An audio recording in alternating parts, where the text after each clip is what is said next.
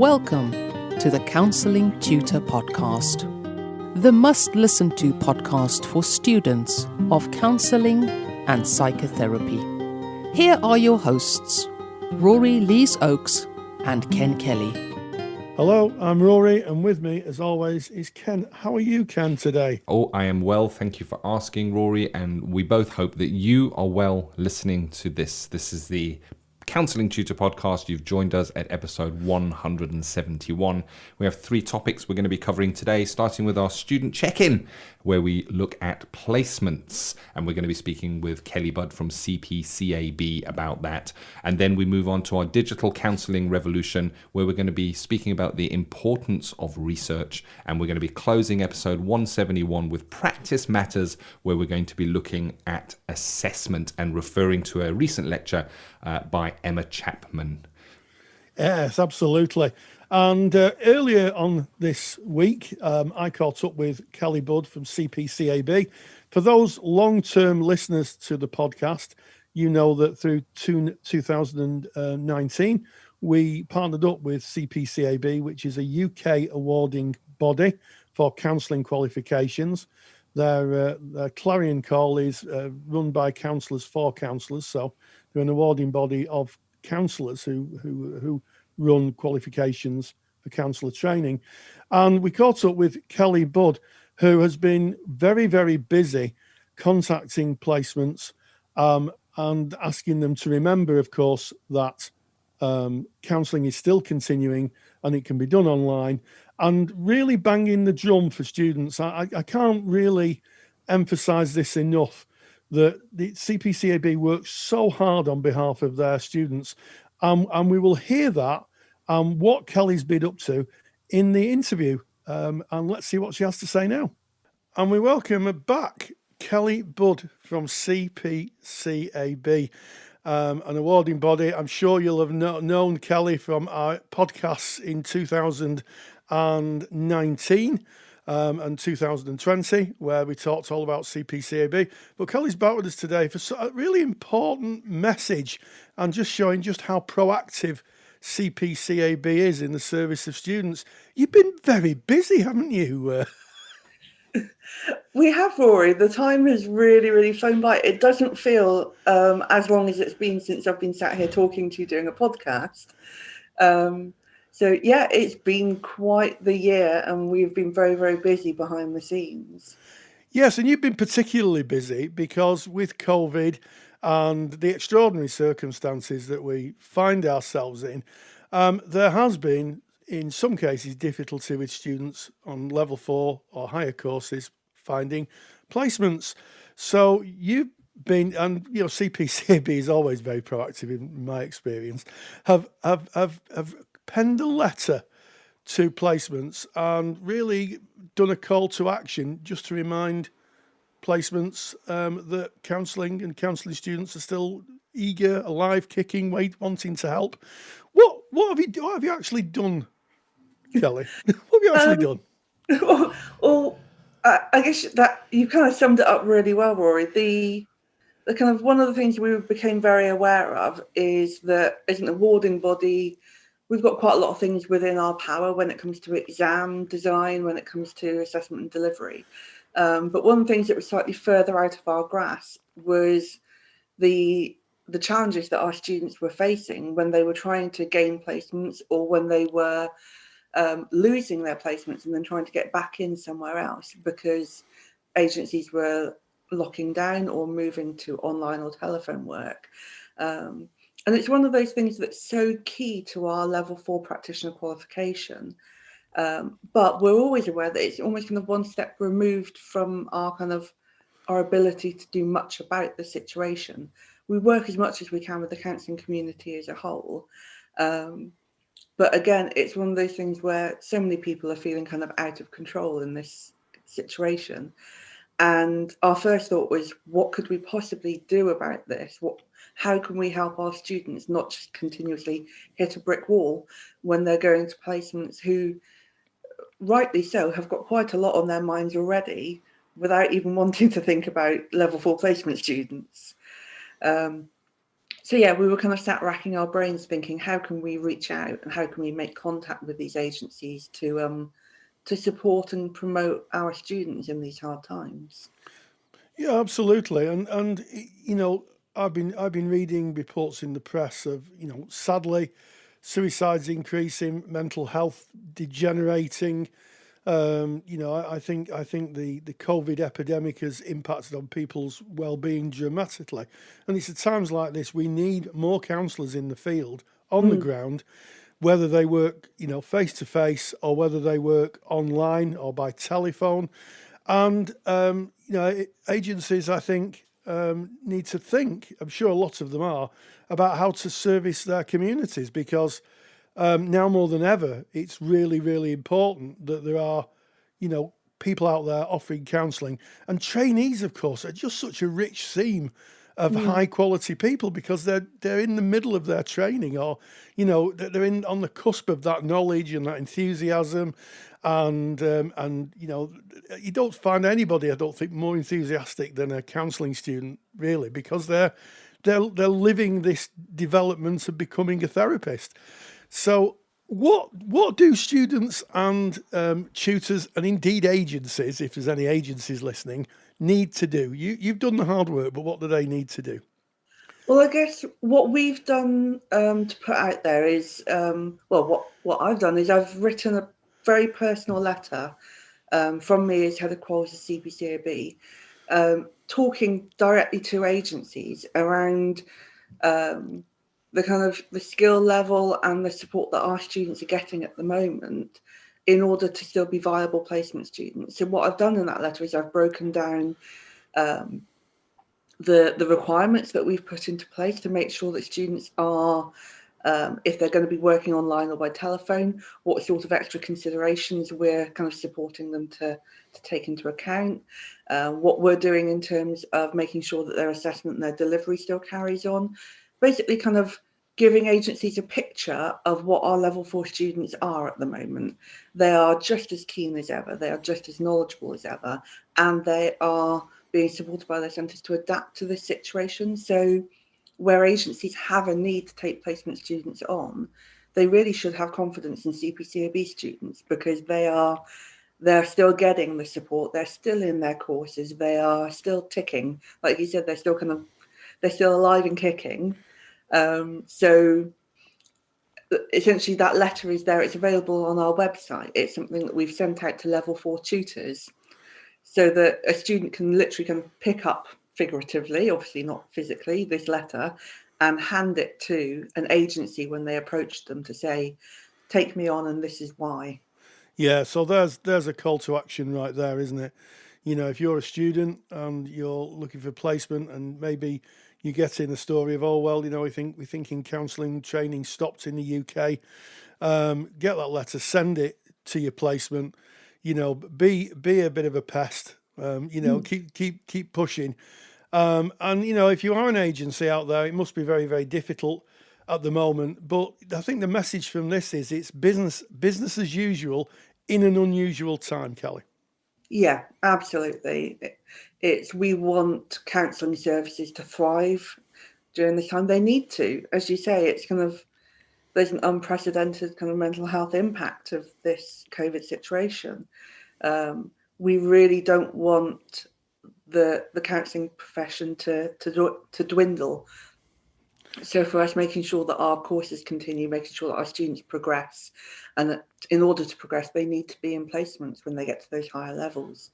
So for us, this is really important to the profession as a whole, to make sure that people keep getting that support.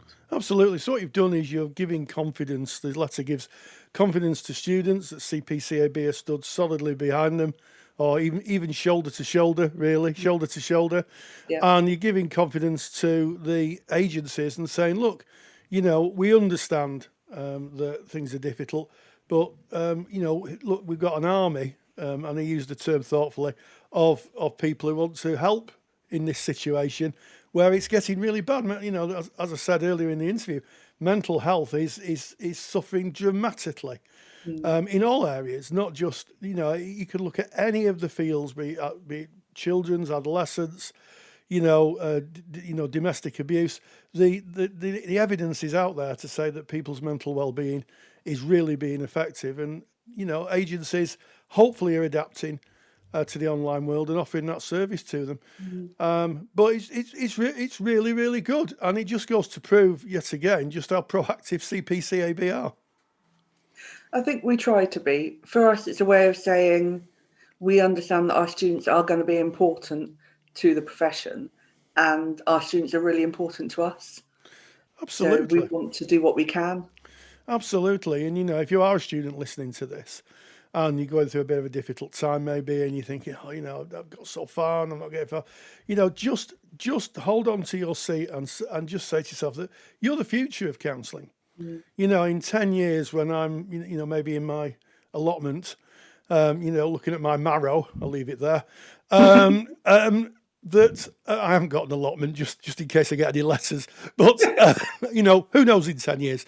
But, the future is in the hands of students, one of the things that I've recognised when I taught was, how far students went. I've got some friends now, people I taught, and now they're heads of services, they're developing training programs, they're taking on other students.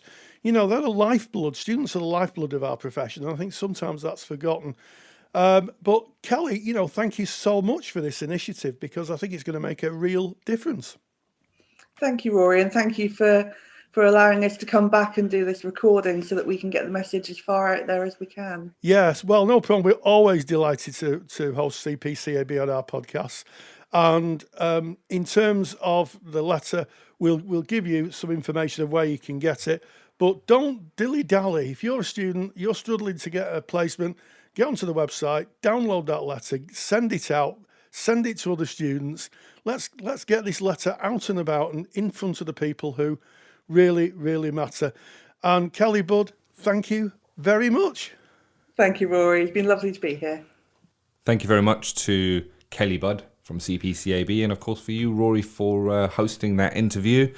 And placements, I mean, it's on the mind of most students. If you're not in a placement, you want to be in a placement, you're going to be working towards a placement. If you are in a placement, how do you manage that in the current climate? So all very, very interesting and important information.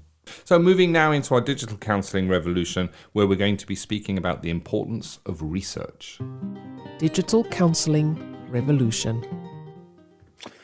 Yes, well, it comes as a surprise to absolutely nobody that the way that we practice, certainly in 2020, has changed dramatically because of COVID.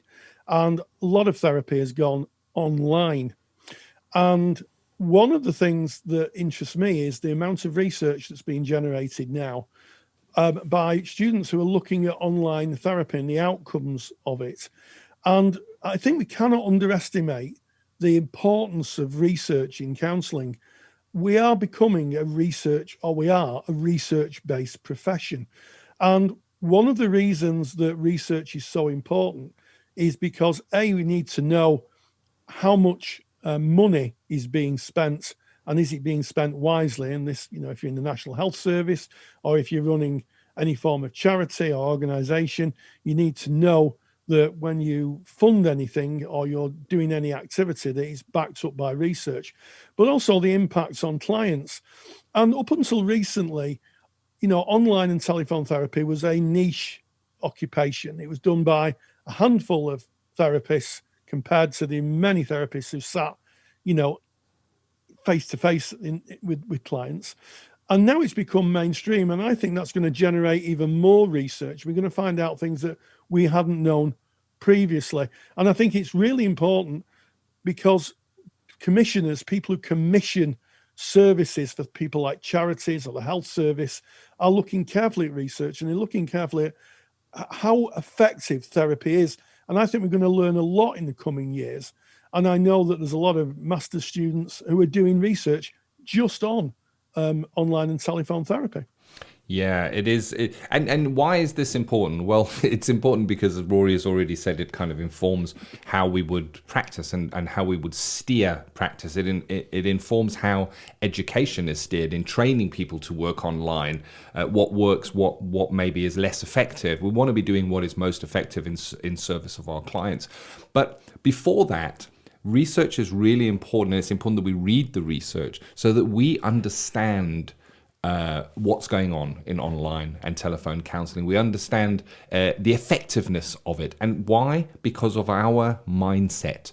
If we take our vision of face-to-face therapy that we've had, and we've maybe been working in that for many, many years, and we look at online, we go, oh, but is this going to be as effective? I don't really know. We can colour or contaminate maybe the counselling relationship with our own views of, oh, I don't know if this is good enough. Is this not maybe just second best? We can't meet face to face, so we now have to meet online. That we just don't have any choice in the matter. It's not going to be as good, but we'll do it anyway. Well, if we read the research, then we can kind of change our mindset so that we can be more confident, and we can kind of, I guess, project that confidence when we're speaking to our clients, because we don't want to be sowing doubts in the seeds of our clients. Absolutely. And I also think that one of the things that sometimes is missed is there's a lot of chatter within counselling circles about modalities of therapy and how we deliver therapy and what good therapy should look like. And actually, the best people to ask about the quality of therapy are clients. They're the best people to ask because they're the people that we serve. And I think a lot of research now is going to focus on client experience, their subjective experience. And I think we may be very, very surprised in what clients are saying. Some of the research I've read recently says that clients actually like online therapy and telephone therapy. And the reason for that is one of convenience. People live busy lives. Having to go to therapy, we think about the 50-minute hour in therapy. But actually, it could take some clients 3 hours. They may have to travel. They may have to, they go through the therapy and then they may have to travel back. That could be 3 hours out of someone's day. And also, what about people who are, people who can't get out of the house, people who may struggle getting out of the house, people who may need therapy to be able to get out of the house. I read a lot about, what about clients who are, may have agoraphobia, fear of going out? Aren't we colluding with them by doing online therapy? Well, it may be that those clients wouldn't have gone to a therapist anyway if they were frightened of going out, and now they can access therapy, and maybe interventions can be developed to help people with agoraphobia, or the service is going to be more accessible. And I think that this is going to be a big area of research, and I think we need to consistently revisit research, because I think in the coming years it will tell us a lot just about how effective online therapy is, and of course where it's not effective. It's not all going to be, it's sweetness and light and it's going to work all the time.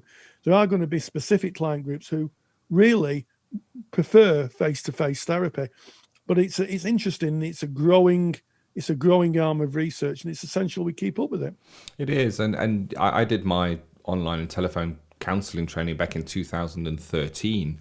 And at that time, we were referring to the research that was available, and it was very thin on the ground back in 2013. I can share with you.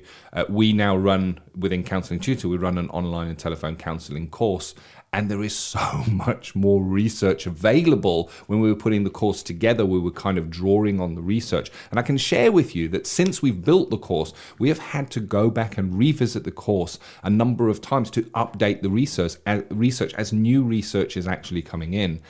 So that research has definitely picked up, and it gives us I guess evidence-based indicators of, like you say, Rory, what's working, what isn't working. We need to know, if a client's got a certain presentation, maybe that presentation is not going to suit working online. We need to understand where those boundaries lie. And as Carl Rogers said, the facts are always friendly. He did say that. He did say that. And I think as we progressed, through the next few years. And, let's be clear, online and telephone counselling is going to be a big part now of the counselling picture in the world, not just in the UK, because once something's been adopted, people like it. People get used to it, and they want it. So it's not going to be a flash in the pan. It's going to settle. We're going to probably have a blended economy of face-to-face, online. It may be that some clients have a mixture. So the research that underpins that's going to be really, really important. And I think that in the next few years, we're going to see real big data sets on the effectiveness of it, and we're going to know more about it. I think a lot of people moved in. You're absolutely right with the online mindset, Ken. Moved in thinking, well, I'm going to have to do it, but I'm not quite sure about it. And I think that by looking at research, it's reassuring to know that actually the clients benefit from it. They like it. And what client groups may be more difficult to reach with online therapy, it really informs how people practice. It ties neatly into our next topic as well. We were about to jump into Practice Matters, where we're going to be speaking about assessment. And assessment is I guess, considered a measuring tool. And there are measuring tools that kind of you will revisit on a session-by-session basis with your client, kind of checking in where they're at and what kind of benefits they're getting from the therapy that they're engaging in. And it's going to be really interesting as all that data is collected and brought together. And there's a number of organizations busy with that process right now, bringing that information together. And I for one, I look forward to reading that and looking at what that looks like as I'm enjoying the research that's coming in at the moment. It's an interesting topic. Moving on to Practice Matters, where we're going to be speaking about assessment. We had a recent lecture with Emma Chapman, so let's dive straight into Practice Matters. Practice Matters. Yes, assessments. I think that every practitioner should be well versed in assessment of clients. And when I talk about assessment, I mean the ability to be able to listen to the client, listen to the presenting issues, and to think about things like areas of risk, think about whether the modality of therapy and the experience of the therapist matches the client. There have been times in my practice where I've done an initial assessment and the client's spoken about difficulties they're having, and I think, I don't think this is my skill set. I think I need to refer the client on to a different therapist. And assessment forms the backbone of good practice. We sometimes think of assessments in terms of things like doing PHQ-9 or CORE, or Edinburgh Depression Scale, which is one for postpartum assessment for women who've recently had children, babies, and may suffer postnatal depression. But actually, assessment is a far greater piece of work, because what you're doing is you're saying to yourself, can I work with this client? Is the information I have, my training, enough to be able to work with this client? And also, you're asking, are there any risk areas? Are there any real serious risk areas that I might have to take into consideration? And of course, one that comes up, maybe a client who wants to take their own life, self-harm. It may be harm to others. It may be that you're working with someone who may be doing harm to others. So assessment is important, and assessment should be done all the time. It shouldn't just be done on the first meeting. I think a part of a clinician's toolbox is to have that assessment cog whirring away. So if something new comes up, you can take a clinical view. And I also think that assessment and judgment gets mixed up. We're not judging our clients when we're assessing them. We're taking a view on what's going on for them. How can we help? Do we need to make a referral? And do we need to make a more substantial intervention? For instance, clients who may, I mentioned self-harm, or maybe clients who wants to maybe thinking of taking their own life, or a client who may be that through the course of therapy you realise may need more psychiatric help. They may be hearing voices,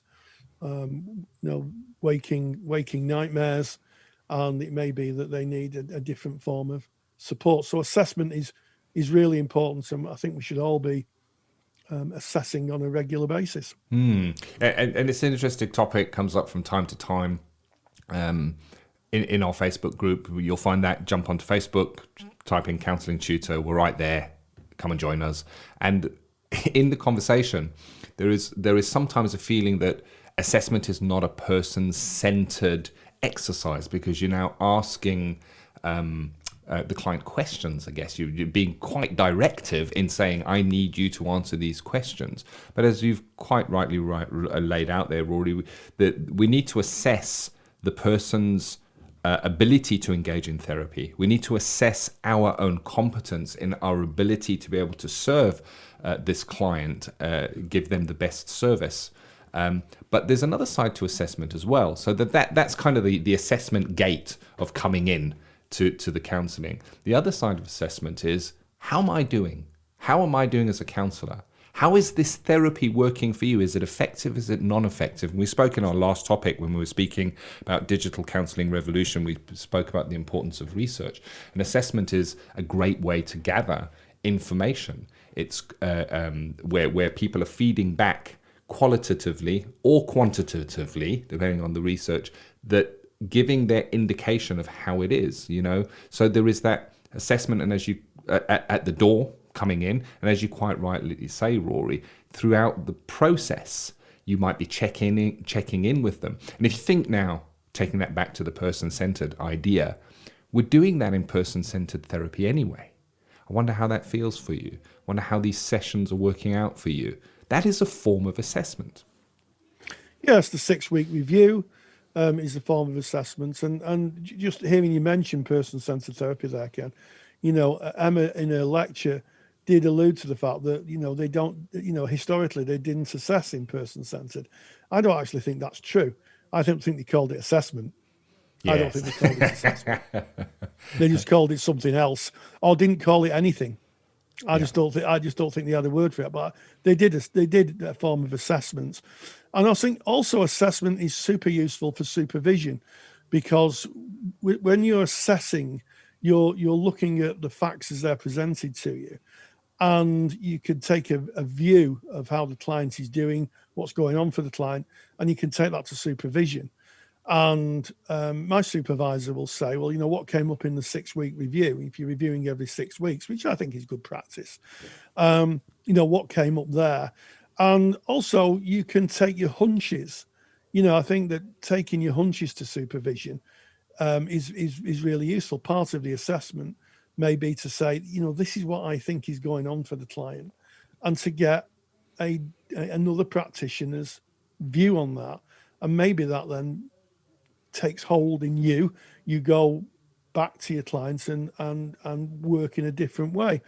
And of course, assessment means different things to different modalities. If you're transactional analysis therapist, you may be around, the kind of elements within the therapy, such as scripts or time stamping or ego states. If you're a CBT therapist, it might be about the homework, the intervention, the negative thoughts.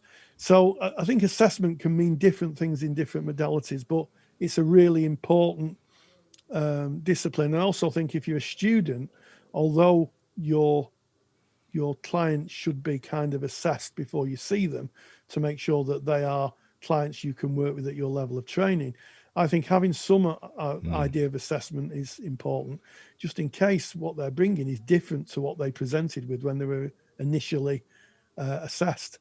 That happens a lot.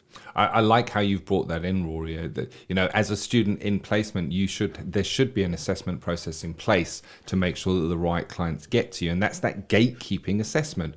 Am I competent? Is this placement student competent to work with the presentation? That is basically what that assessment is assessing. But the student will then, of course, be assessing: is this working for you? Am I still competent to work with the presenting issue? Has the client maybe brought up something that is outside of my competence? So even without having a paper and writing things down, we're assessing as we go. And I like how you said that the word assessment means different things to different people. And then you mentioned students. And then I thought about the assignments assignments get assessed.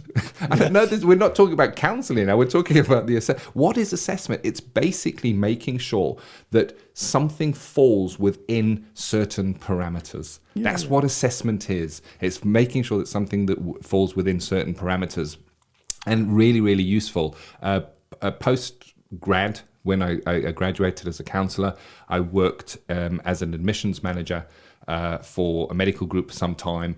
And part of my ongoing training was assessment, deep assessment and risk management.